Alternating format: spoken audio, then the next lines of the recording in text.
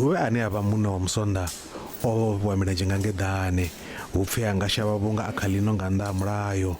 Munna we khou livhana na milandu yo dzhia nga khani hu tshipha no vhulaha.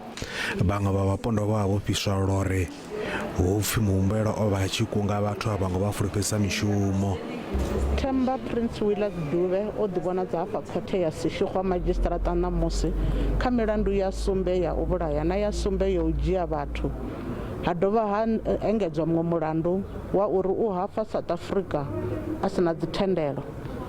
Dube ndi mudzulapo wa Zimbabwe.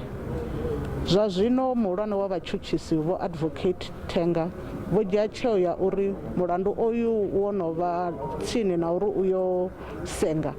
Khothe ya vhainanga ndi khothe ya Polokwane High Court. Zwo ralo vha miṱa ya vhapondo vha khou vhiledzwa nga u lenga mvelelo dza DNA. 2 weeks back, there was a horrible accident in the N1 South next to Mafhungo, and the bodies were we don't know, unidentified. You understand, and they are similar to the bodies that we found